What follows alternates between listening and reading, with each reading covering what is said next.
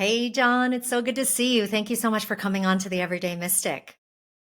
Good to see you too, Carissa. Looking forward to the conversation. I'm sure we have a lot to talk about. Yes, yeah, I'm so happy that our mutual friend, Dr. Edith, introduced us. And without needing to look you up and know anything about you, just the fact that she was like, he needs to be on your podcast. That was enough for me to go, okay, we're going to have a deep conversation because of who she is. So, we were talking before we started record about what we're going to talk about because this is our first time meeting and chatting. And I did, of course, do a little research on you and look into, who is this guy that, Dr. E is introducing me to, and discovered that you're the founder of DMT Quest and have, of course, deep knowledge and intimacy with DMT and that research. But I want to talk about where that all started for you. What got you interested in DMT in the first place? And what set you off on your own spiritual mystical path? Yeah, sure. I had I would say, a mystical experience in 2013 that changed the trajectory of my life. Prior to that, I had no interest in mysticism, spirituality, psychedelics, you name it. I had no interest in any of that. Prior to 2013, I'd been going through, I guess, some health problems because in 2012 I had a pulmonary embolism. For those that don't know what that is, kind of like a lung collapse. So I was only 32 years old at the time, and it was very strange for the doctors that checked me out. They're like, "Why would this happen to you?" How And old it were was you? just a combination. I was I was 32 at the time. Wow. The lung collapse. Yeah, it was really strange, but looking back and understanding holistic health a little better now, it was obvious that things that contributed to that happening, like very bad diet, sleep habits, stress levels, like you name it, all of the above. It was culminating into having systemic failure. So in 2013, the year after, I had sort of a desperation because after the pulmonary embolism, I still had like horrible symptoms of always being dizzy, not being able to think clearly, bad memory, which was very strange to me, being that I always had a pretty good memory as far as I know. So I Mm. started to realize that my system, my body was breaking down a bit. And I did what any desperate person that the medical establishment can't help would do. And I went to Google and I tried to find a way to heal myself. And in the process, I accidentally induced a mystical experience. So, to cut a long story short, I kind of induced a massive gastrointestinal cleanse. So, I was basically cleansing the body in a very deep manner. And in that process, I guess I induced what you would call a Kundalini awakening. When Yeah. they talk about electric surge from the tailbone to the head, even out the hands. And it was surreal to me because first off, I felt so horrible for so many years, just functionally. And then that went away like rather instantly during that process of the cleanse. And then at the same time, there was a deep sense of mysticism and awe that took place as well simultaneously. It was almost like, so basically, I was like crapping all the stuff out, which induced the awakening. And then I felt like a sense of connection with the greater force, Mm. simultaneously with the whole electrical sensation, which is very strange to me because I felt like an electrical buzz throughout my body, but I couldn't separate that from the feeling of connectivity with like a God force, which is something I had never really been interested in before and had never even thought or knew existed. So I was like, wow, this is amazing. In the process, I also realized that it was like my thought was having an effect on reality around me. That same day after the cleanse, like I took a shower. And I don't know, sometimes you turn the shower on and then like cold water comes out, and then it's kind of like you're kind of like uh, feeling uncomfortable from it. But anyways, like that day, so I turned the shower on, and then I forget to try to put the water in a certain direction so it wouldn't bother me. and it came out cold, and then I braced for it, and then it was weird because I never felt the sensation of cold on my skin. I felt like, this is not uncomfortable. I was Mm. like, wow, that's weird. And then I cranked the water like all the way cold. And even still then, I felt like my body was still warm. I didn't ever feel the sensation of being uncomfortable with like really cold water. And I was like, wow, this is really strange. I'd never experienced that before, but it was obvious that something was going on with I would say my intent, my will, with the environment. I also experienced things like when I would touch a fork or something, or my car keys, they would get like really hot within like 2 seconds. This is Mm. all happening within the same day of the climb. And my girlfriend at the time, um, she had lupus, and then she came home, and I told her about everything that had happened. And I remember like giving her a hug because she had always been in some sort of discomfort from the lupus, and there was like a surge of energy that felt like went from my body into hers, and she described like feeling like painless rather instantaneously, but at the same time I felt like there was some sort of drain, like an energetic drain from me, and I was like, whoa, that's very strange because once again I hadn't experienced that before either. And then I told her about the whole mystical sort of like feeling of connectivity with the greater force, and her coming from a lineage of mystics, she was like, what took you so long? But so, so basically, we started to go on a journey together of like figuring out or like experiencing deep mysticism for the next 12 weeks. A couple of days after that initial day of the purge, I don't know if like at night your feet get cold, but I had the intuition of just visualizing the electricity because, mind you, the electric sort of buzz throughout the body never went away. It just stayed. So I just had this intuition that um, if I visualized electricity going to my foot, that it would make it warm. Mm. I don't know why. I'd never read about biofeedback or Wim Hof method or anything of that nature until that point. I just had an intuitive thought. And pretty much as soon as I visualized my right foot getting warm, like a electric surge into it, like it felt warm. And then I grabbed it with both hands to verify, and it was warm. My left foot was still cold. And I was like, whoa, that's weird. Like I can direct this sort of energy to specific places. It's not just like a general warmth, right? Like if you do like breathing exercise to make your whole body warm, it wasn't like that. It was very targeted. It was like imagination affecting the internal body. And then I did the same thing with my left foot. And 2 seconds later, it got warm again. And I was like, whoa, this is cool. This is something that I can control that I didn't even know that humans could do. So I got really just interested in like, what else is there? Like, what is this electrical force, and why does it feel like my intent can direct it of sorts? A couple days later, me and my ex were at the dinner table. This is in the evening. We have like little like soft light, like a salt lamp, and I just had the intuition again to see if that same visualization that I directed within my body could actually extend outside the body. I don't know why. I mean, it didn't really make sense, right? I mean, you have a nervous system, your mental imagery. I guess it would make sense where you can direct it over your nervous system, but I had a weird intuition that just to try it to see if this can extend past the physical body.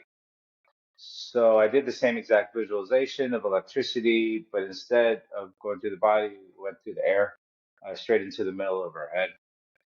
And I didn't tell her what I was doing. I just was like, let me play with this a bit. So like about 5 seconds, as soon as I started to get really deep into the visualization, like very vivid, like her head jolted back, and she was like, "Whoa, what was that?" So at that point, it was clear to me that the imagination or the mental imagery during this state of consciousness I was in wasn't relegated to one's own physiology. So it wasn't just a nervous system thing. It was something else, something that could extend past the physical body. And at that point, I was like, whoa, that's interesting. Maybe that's sort of what's the underlying mechanisms for things like telepathy. So next thing we know, we're trying telepathy just because it was like, okay, it's clear that my mental imagery can affect your body. Like, let me see if we can maybe transfer an image over this uh, imaginary sort of electrical force. And what happened was that it worked. Like it was about 3 to 4 times in a row. Like it wasn't like a number between 1 and 10 or like the color red or blue. It was like literally anything, and it worked until we got a little excited, and then it seemed as though that kind of dampened the clear transmission. Mhm. And at that point, I was like, okay, so I hug her, electricity surges from me to her. I can control the electricity in my body directionally. I can, transfer. I could have my mental imagery affect outside my body, and then telepathy is real. So I'm like, wow, like my whole All of this in what span of time? it was it was 10 years ago now, but it was probably about within a couple weeks. The whole thing lasted 12 weeks, and it's still kind of ongoing a little bit, but like Yeah. yeah, the hardcore aspect was 12 weeks, but in terms of from the purge to telepathy, I think that was within a 2 week span or something like that Yeah. So for sure. Maybe intense. So maybe even less. Yeah, it was pretty intense. The immersion to be in that space from I was like a I don't want to be disrespectful, but I was a complete square before, right? Like not knowing anything about mysticism at all, and then to be like thrust into the space of magic and stuff like that, which yeah. was a little bit it was overwhelming, but at the same time, I was enjoying it so much because it coincided with the feeling of like deep euphoria throughout the whole time too. So it was Mhm. almost like, I was in a space of feeling unconditional like love or what have you. It also coincided with the abilities. So at that point, I was like really excited because I felt the connectivity with the greater force, but I also was like, magic is real. Like a lot of the stuff that I thought was fake or ridiculous sounding from, religious texts or even paranormal stuff, like I became more open to it. So then I just started pretty much eating up a book a week or sometimes a book every 4 days. I was just like, who else like is doing this? Are there any credible research regarding it? And to my surprise, there was a lot of credible research around this stuff, actually since the early 1900s. Even a lot of people today don't know that a lot of neuroscientists use what's called the EEG device, where they put um, these measurements of microelectric currents on the scalp to measure these things called brainwaves. And people don't even know that that whole device was originally designed to measure telepathy, and that was in like the early 1900s. So it was interesting for me to find out this stuff is nothing new. It was new to me, but it wasn't new to the world, and it wasn't new to established scholars over the past 100 years. So, after reading so many books and talking to a lot of people that have had similar experiences, it made me realize that, you know, one, this is nothing new. Two, it made me question, like, why don't people know about this, right? Because it felt like my life had changed for the better in so many ways, health wise. Obviously, a new spiritual aspect to myself had developed, and just the connection with the greater force. And I just felt like maybe if people had experienced something like this, that they'd be a lot happier. There'd be Mm. a lot more joy and contentment uh, within oneself, especially when you start to read about. Things like reincarnation. I started to read about stuff like that because obviously I experienced directly that consciousness can extend past the physical body. So that opens up a lot of doors for like not just conversation, but things like reincarnation are possible if you are fully aware that consciousness is not relegated to the physical body, meaning that when we die, it's not that's it. So, obviously I became open to a lot of different concepts, and there's just so much literature about so many interesting things that I delved into. Just for a little background, I actually had worked in the biotech industry from the age of 19 to 28. And I kept in touch with some of the scientists from that industry. And what was surprising to me was that they were not open to really hearing about the experience that I had. I figured that scientists, naively, I had thought that scientists would be the most interested because I always thought that they'd want to be at the forefront of new discoveries and things of that nature. But Mhm. surprisingly, they weren't. And it was very weird for me because, I'd always been considered an intelligent person. At least that's what they told me. And then, I started talking about mysticism, and then it's like, you're not making any sense.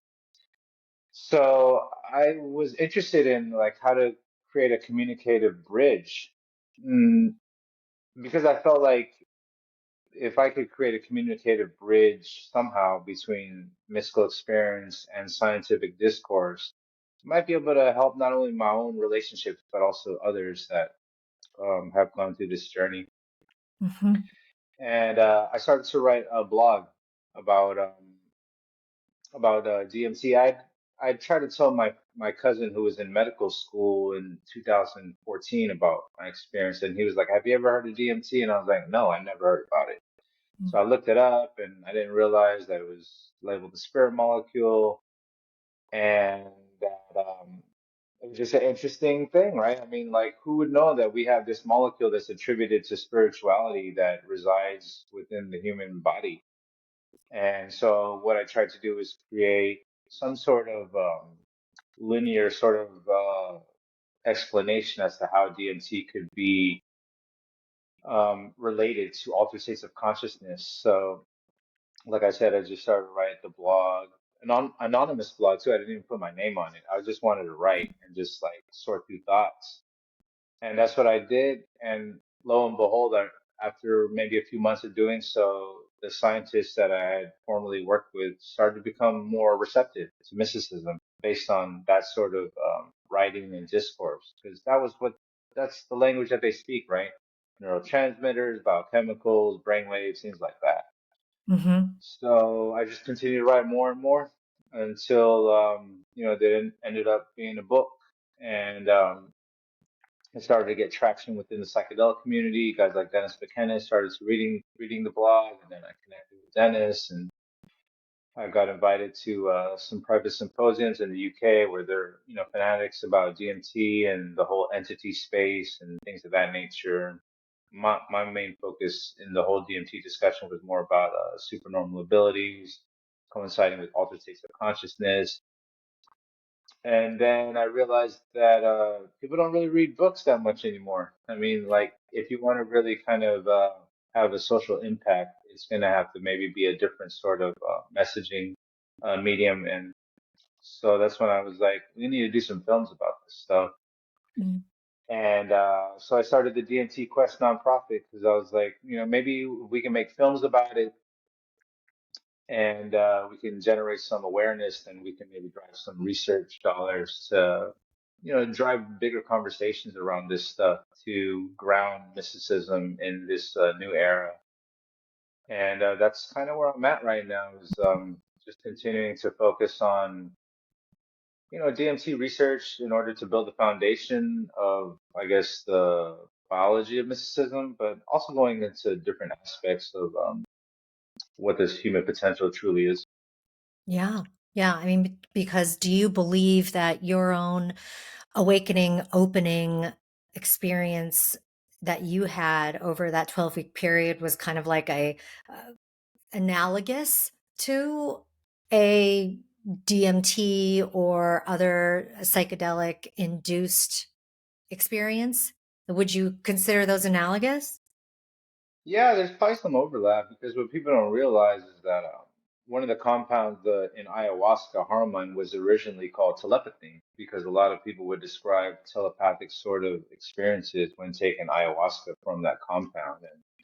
And, interestingly enough, our body produces very similar compounds. So, I experienced telepathy and actually have taught people telepathy during altered states. And, a lot of people following psychedelic experiences, not just during it, um, they cite that they have some sort of weird sort of telepathic experiences. So I would say that there's definitely overlap, for sure. Something opened up in the system in the brain and maybe the whole body that allow it to tap into that. And it's, discussing with so many people that have had psychedelic experiences, it seems somewhat similar. Not the same, but there's definitely overlap. Yeah. Yeah. I am fascinated with what I've been calling like spontaneous mystical experiences or spontaneous psychedelic experiences that don't come from the induction with Mhm. a drug or a chemical, but are coming from either releases of emotions, which it sounds like, as you were describing your experience, not only were you physically purging, but I don't know if you experienced emotional purging as well. Did you? Kind of. I mean, it almost felt like it was like a fuse, like a dynamite fuse, because I feel like the emotions were like going through for the year, like years leading up to it, because I wasn't as in control of my thoughts as I was when I was healthier. So it was a very difficult part of my life to maneuver leading up to that. And then once the awakening happened, it was like, yeah, it seems like all the emotional processing had taken place in the years leading up to that. And from that point on, it was pretty much a different version of myself. Mm. Yeah. It's really beautiful to hear because, I think a lot of people rely on external tools in order to initiate, within. Hmm. And Yeah. I believe, our connection to the divine is who we are. I mean, that's what we are. We are the divine, and that our connection is, um, it's about remembering that, not even needing to like plug back in and reconnect. It's just like, oh no, you already are completely connected and are that. It's just about remembering. And so I think a lot of those tools do help remember, like remove the veils and give you the strength sometimes, or even just the placebo that says, okay, you're going to have this experience with this thing. And so here you go. And you go, oh, okay. Yeah. Now I have permission to some degree to go there, where to go there spontaneously is, I don't want to say special because I think anybody can have that, but I think it's it's less common. Hmm. And I would love for more people to be able to uh, understand that, and then also get there for themselves.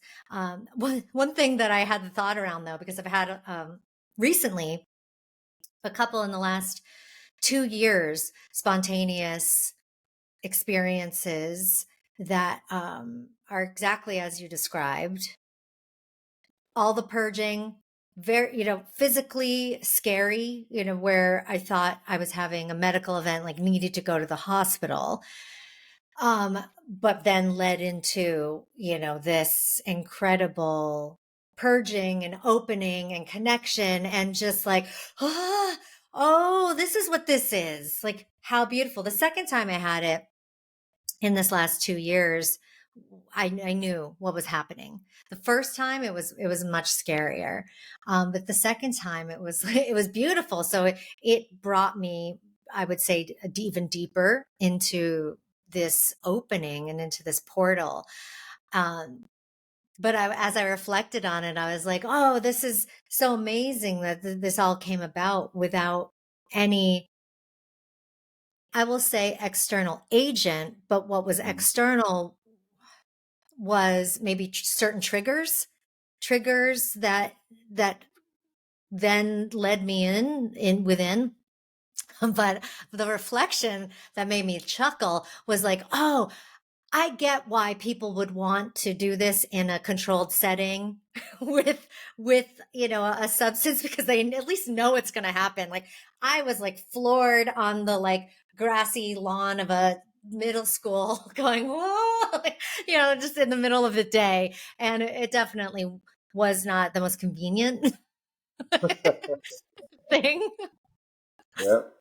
Um, yeah. So your I know that your experiences have led you now into doing more research and in finding out not only that there is this endogenous DMT within us. Like, what does that say to you from like an intuitive standpoint? That this is, we're creating this within us. And even that, we have these, um, the receptors for cannabis, all of these Hmm. cannabinoid receptors. What does that say to you intuitively about the human experience? Yeah, well, it's interesting because, well, one of the things I wanted to mention was, I didn't realize how how much effect like your gut has on your thought process, right? Like I experienced that like firsthand, directly, one day, life changed. And when, I come across friends or friends of friends who are like, hey, I'm having a health issue or an emotional issue, one of the first things I tell them is like, let's clear out your gut. Like, let's go ahead and focus on that and maybe take a few minerals, get a little hydrated. And what's interesting is that very consistently, within 3 to 5 days, they're like, whoa, I feel completely different. And I think what's interesting is that a lot of the neurotransmitters we talk about, serotonin, dopamine, and even DMT, a lot of it's produced in the gut as well. So I mean, it's in terms of DMT being produced in the human body and what that says, there's still a lot of questions about it, scientifically speaking. But just from like a linear discussion sort of perspective, it seems as though we're made to potentially tap into these sort of mystical experiences. And to go even further, it seems as though the human body produces not just DMT, but also 5-MeO DMT, which is considered the most powerful psychedelic in the world, as well as bupropion, and then some of the compounds that are actually in the ayahuasca brew, the monoamine oxidase inhibitors. The body produces that as well. So I like to call it the endowaska system. Mm. So, I mean, the fact that we produce like a multiple array of these chemicals that could synergetically contribute to a mystical experience, I don't think that's an accident. I don't think that that's just by chance. In a lot of in things in terms of biology, they wouldn't be there unless there was some sort of role.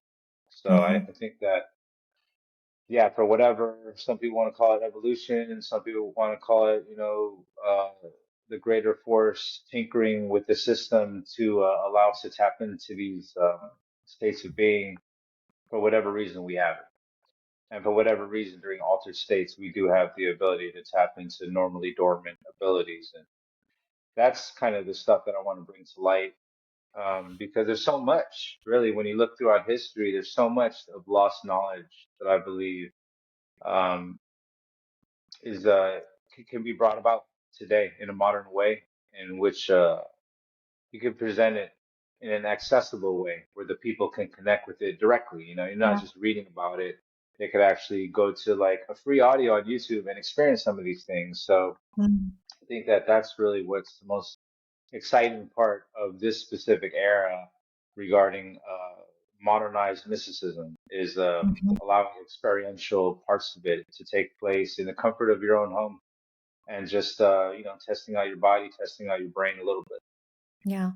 And for people to not feel like they're, not feel so scared or alone around it. Like, and the Mhm. more that we talk about these things as being, and talk about them as being experiences that other people have, or normalizing it in that sense, right? Really ushering it in as not being something to either uh, forget and not talk about at the office or to be scared of and then push aside, because I believe we've been given these opportunities for these openings ever since we were born, and probably even within the womb, and we learn through societal conditioning to shun these gifts, these Yeah, connection, this opening that we had.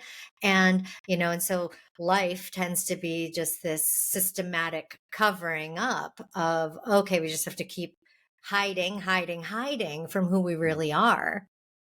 And yeah, that, I think, on the one hand, is sinister, that there's forces out there that are trying their best to usher that reality in, because we're very powerful when we're in our knowing of this. And then I think it's also a bit scary for people, and it can be, unless you've got people around you through these initiations, it can be frightening, and people don't necessarily want to go there and do, uh, maybe it's just not their time, in, the divine scheme of things, to fully go there and open into this place. So no, judgment for anybody Hmm. who's not ready for this, but I believe that our talking about this and normalizing it will at least allow others who are feeling ready, or it might trigger the readiness. Because you Yeah. probably didn't know you were ready, right? You're like, what the fuck is happening to me? But Yeah. you were ready on a soul level, right? That was your time. And I feel like within all my awakenings too, I absolutely didn't see anything coming. I did not know any of these were going to come. I wasn't calling for it. I wasn't, in uh, a ceremony where people were, calling this in. So I had no idea. But I do know that I was ready, even though my human didn't know that. Yeah. Uh, yeah. Yeah, I recently came across a fellow named Tom Morgan, interesting guy. Similar to your story, he wasn't ready for it, but it happened. And he happened to be like a successful Wall Street banker guy. And now he's shifted his life where he writes about mysticism intertwined with finances and Wall Street stuff. And he has a lot of Mm. people reaching out to him from those industries saying, I don't speak about this publicly, but thank God for you writing about these topics and existing and sharing, your struggles through the awakening process because I'm going through my similar thing. So it's happening across the board. I'm seeing it. People are reaching out to me from, fields that might not normally be intertwined with these sort of topics. So it's very interesting. I had a conversation with a woman who she had been alive during the 60s, during the first psychedelic boom. And she stated to me that in the decade following the psychedelic boom, there was a much like huge boom in parapsychology and like mysticism in general. And she thinks that that's happening now, where it's like, we're kind of seeing the second psychedelic renaissance in modern times, and then we're seeing a lot more interest in mysticism, UFO stuff, like everything. So it seems like it's all kind of following that that trajectory, which is exciting, and I definitely see that taking place. So I agree with her. Hmm. What do you think it'll do for humanity for more people to be awakened to to this knowledge and to this experience of themselves as the divine? I think that it'll change the aspect of fear because so many people live their life in fear, right? The fear of death, fear of not knowing what's on the other side. And I'm not saying that I know exactly what's on the other side, but I do know there's another side. And that's really where it changes your perspective on death. And then if you have that, right? If you have the knowing that something lives on, then you can go rationally into reading about, well, what is life about then? Like, why are we here? If we come back or life goes on, then what is all this about? What is the purpose of my existence? And in many cases, I would say most, if not all cases, it's about emotional development, to treat ourselves better, to be comfortable with the circumstances we're born in somehow, and to accept, right? Accept others, their faults, our faults, and to try to better ourselves with each lifetime to Yeah. eventually become a creator ourselves. And I feel as though that would be transformational for society to take away the fear of death. And that's something that's obviously going to take time. It doesn't happen overnight, but it's that would be a very big impact on society. And also just knowing that if mysticism is something that resides within all of us, how do you deal with religion from there, right? I think religions have great abilities to have people find a way to connect with themselves, but sometimes it seems to segregate against others. And I think going forward, if we find that there's a connectivity between all, without the religious aspect, and that can also have a pretty interesting and positive impact. Those are just a few, but I mean, other aspects have to do with healing the body, right? Utilizing altered states and the power of the greater mind to have an intent on our physical being. And, if people have that ability and that's more pronounced out there and well known, then people would be, they would feel empowered, right? Rather than like, oh, I have this illness, like there's nothing I can do about it. I'm just miserable and, I just need to keep going back to the doctors. Like maybe there's a way that we can empower the public by publicizing, the fact that the mind healing the body is a real thing. Amplified placebo type of stuff, right? I mean, that's when I talk to a lot of people that have been in medical hypnosis field. That's what they say. We bring people into amplified placebo, and nobody's going to deny the placebo. But if we talk about amplifying that, it kind of makes sense in people's minds. So yeah, there's so much, that could Mhm. have a positive effect on society, I believe. Yeah. Now, do you see a time in our lifetime, our human physical, this lifetime? Um, I don't know how old you are right now, but do you see something happening within our lifetime of where there are more super normal, as you were saying earlier, more Wim Hofs of the world actually with these abilities that are, and it's just a normal thing that people are living this way. Like, is that something that you see coming? Absolutely. I mean, the momentum is definitely going that way. It's not going away. I mean, it feels like however people feel about COVID.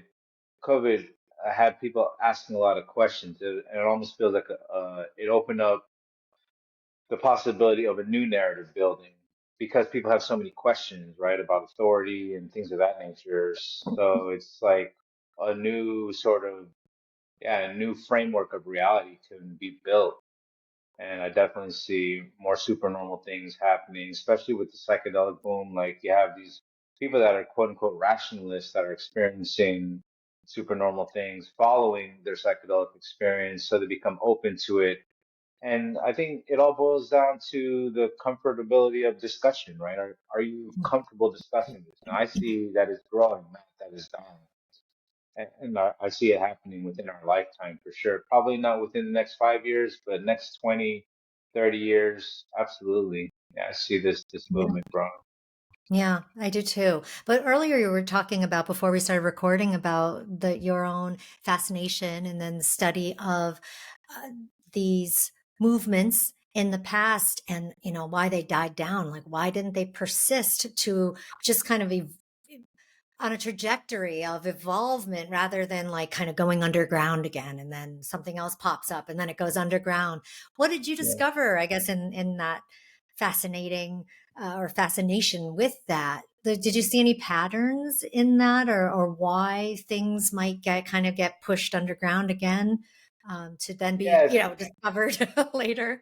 yeah. I mean, just that, see, that was one of the most surprising things was digging into the literature and realizing that there had been past efforts to showcase this stuff to the world. Like it started, like I mentioned, the EEG, excuse me, things like mesmerism, which is like hypnosis, which a lot of people have a bias towards because the whole stage thing, but it is a very powerful modality.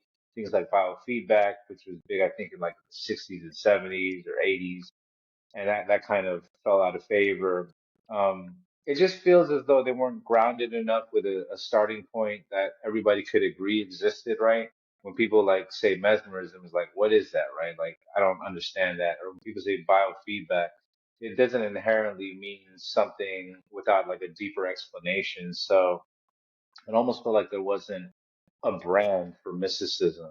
It's like a Coca-Cola, right? I don't know when Coca-Cola started, but the Coca-Cola brand continues on because it's synonymous with that brown syrup, right?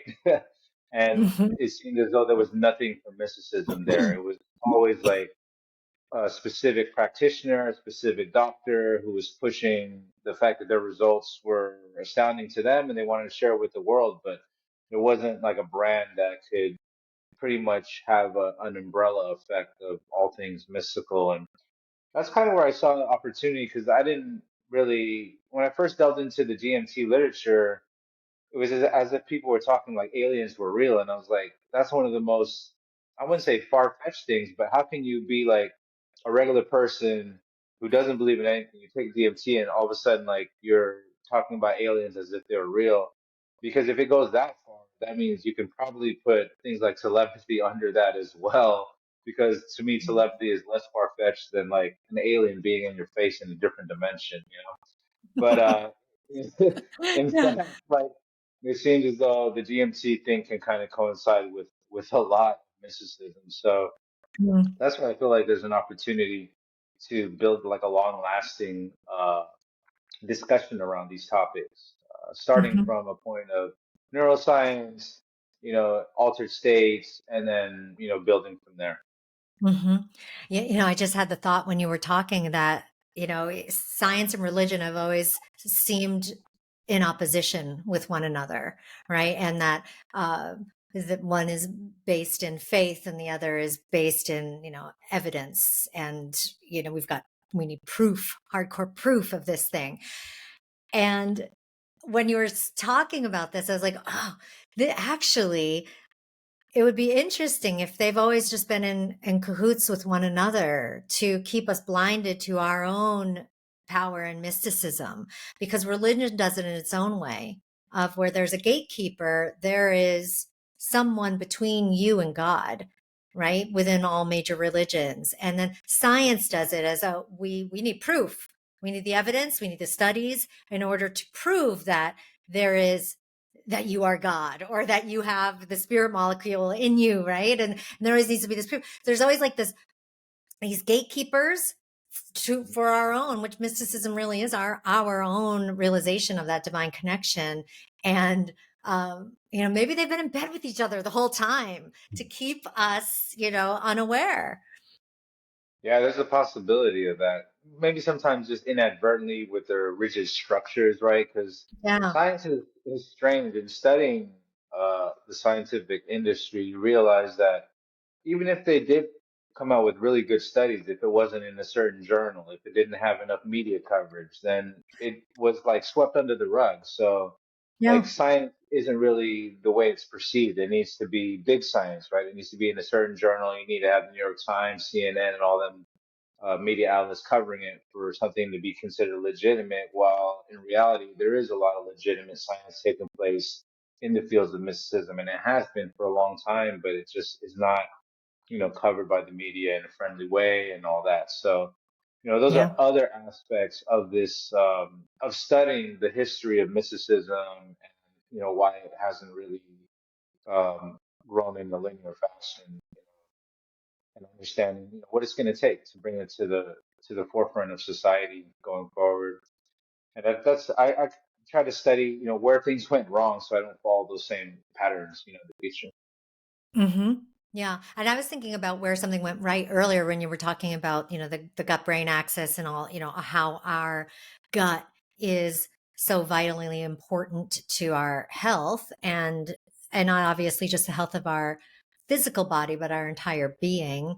And, it's interesting that within many religious structures, there's a practice of fasting and a period of fasting. So there's something, I think all religions being older than science, right, have much deeper lessons for us in, in finding this connection or reconnecting or this remembrance that we can look at and go, oh, yeah, that's interesting. Why Yeah, would you be fasting? And maybe there's something within the religious dogma that's a different reason, but that's certainly an interesting connection, right? That, oh, it yeah, could be absolutely, too. Yeah, to be keeping the gut absolutely, yeah. and the body clear. Yeah, we have to do some research regarding the effects of fasting on endogenous DMT levels, but we do know that fasting definitely increases melatonin levels throughout the brain and throughout the system. So there's some sort of relationship between melatonin and DMT hasn't really been fully fleshed out, but there are signals indicating that fasting can have a upregulation of DMT and also things like chanting, right? That's part of religious sort of techniques, which you're vibrating the third ventricle of your brain, which might stimulate. greater neurotransmitter secretion. So there is mechanisms as to why these things take place religiously. They just need to be studied scientifically. I'm sure there is good literature around some of this already, but there's the third part of it. So there's the science to it, or there's the religion, there's the science, and then there's the media aspect. And I feel like that's the part where uh, certain movements in the past have failed because you have the media, the mainstream media, or the media at the time, and they control the minds of the people. So if they say something is false, people believe it. If they say something is real, people believe it. The scientist who was promoting their movement or their results, they didn't, if they weren't trying to create their own media, I guess, business or something of that nature, then they were at the mercy of the media. And obviously, Yeah. we know at this point in time, we're not, we are the media, right? We're not at the mercy of mainstream media. We can create our own media. And that's a very important part. Shows like yours and many other podcasts are important in this movement. Yeah. And so I know you made the DMT Quest one, and I know you were working on a second part. Is that in the works? It's always in the works, really, but Yeah. it's waiting on specific research to take place. So for me, I want to create films that are not speculative. They're basically just putting the spotlight on important research.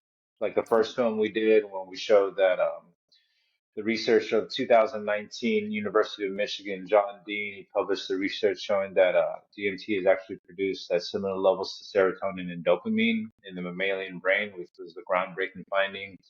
And we want to stay along the similar vein because that's how you build brand equity, right? Is showing that you're only focusing on like results that are really moving the needle. And so far, we're still waiting on certain results to continue making other films, but it's going to happen. It's, ideally in the future, we're looking to create 2 to 4 films a year. So we can create momentum and have people interested in this stuff. They have something to look at, something to share, and that's how hopefully make an impact on society. Yeah. And so is the purpose of DMT Quest then to raise funding for research and the media then to publicize the research, both Yeah, and or? yeah, absolutely. I've had some interest with people wanting to support the films, but I need help with the research funding, and that's really, yeah, what this is about is getting enough research funded so we can constantly make films about this stuff and intertwine altered states and go from the basic neuroscience to far-fetched concepts that are real, but they need to be presented in a certain way, at least from our perspective. But there's other people presenting things their own way, and I give everybody credit for doing their part. hmm I was talking to a friend who went to, I think, I can't remember the name of it, but a psychedelic conference recently, and was disappointed with the focus of research on ketamine, and that it seemed like everybody was throwing the money at ketamine research. So do you go to those types of conferences, and are you seeing um, that people are less interested in substances that are, let's say, natural versus man-made? Yeah, I've seen those. I've gone to some of those conferences in the past. I don't really frequent them anymore because I've gotten similar sort of feedback. So I'm not going to spend time trying to convince people who are already committed to that.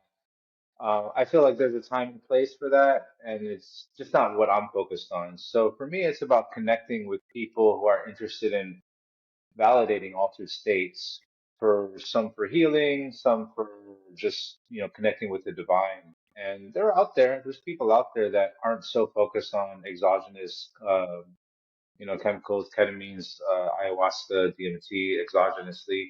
They're interested more so in validating the altered states. So I feel like that's the best connection that I've had with people that are interested in supporting this people who are focused on, Kundalini yoga, Wim Hof method, holotropic breath work, things of that nature, hypnotic states, sensory deprivation.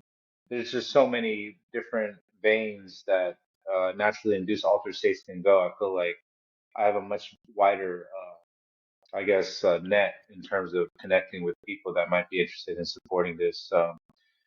Like I said, I talked to other people. There's 28,000 people in the world with $100 million or more. So, I've only talked to about a dozen. So there's a You long got a ways ways to to go. go.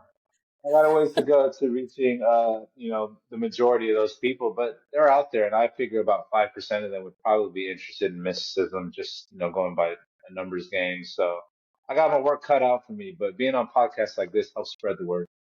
Yeah. And so your research then wouldn't necessarily all be like Strassman style research where you're injecting DMT and seeing effects. Like, are you actually also looking at doing research on the impacts of, um, cold exposure, meditation, etc., to how that might influence or impact our releasing of the endogenous DMT in our systems? Absolutely. Absolutely. Not just that, but more even like high utility concepts like using things like Wim Hof method breathwork for things like Alzheimer's. So it's not just focused on strictly seeing whether DMT goes up or down during altered states, sensory deprivation, fasting, hypnosis, etc. It's also how can we like tie it in with high utility concepts like disease, cancer, Alzheimer's, you name it, diabetes. We want to see Yeah. can our mental imagery, like I told you with my experience, when I can control the temperature of my limbs based on intent, what happens if you utilize that for your pancreas? Can you have an effect on insulin? Can diabetics benefit from this? And how quick can we get it done? Like, what's the most optimized protocol? Things like that, right? Because not Yeah. everyone's going to be into mysticism, but everybody knows somebody with diabetes, Alzheimer's, or cancer. So it's Mhm. finding ways to interject mysticism with high utility concepts, but also staying with the mysticism. So, yeah, the research umbrella and the vision is very deep and very wide, but yeah, it needs to be step by step. It's so exciting. And we're here for it. I think, humanity is here for it now, open, ready, wanting. And like you were saying, people coming out of the woodwork that are less likely characters to be interested in this subject or are also having their own spontaneous experiences and going, oh my God, what just happened to me? Like, I need someone to talk to about this. So there's more and more of that happening. And the work you're doing is so vital to ushering more of that in. So we'll make sure, of course, we put all of your links in the show notes so that people can connect, can donate, can learn more about ways that they can support and be involved. And anything you want to leave with as far as thoughts, feelings, what's on your heart that you want to leave people with today? I just think it's a very exciting time to be alive and be incarnated on Earth at this time. So I know that there's a lot of hardships going on for people out there, and my heart goes out to you if you're going through that. But have hope that we're entering some sort of strange new world of magic, and to not be scared if you start to feel some sort of interesting sensations. Obviously, if it's a significant health problem, see your local doctor or whatnot. But in many times, these things are signals of internal awakening processes happening, and I wish everybody well on their journey, and looking forward to producing more content and hopefully helping rise all tides in this field of the human experience. Mm, beautiful. Thank you so much, John. Thanks so much for having me, Carissa. Really appreciated the talk, really enjoyed it, and hopefully we could do it again. Awesome. Yes, me too.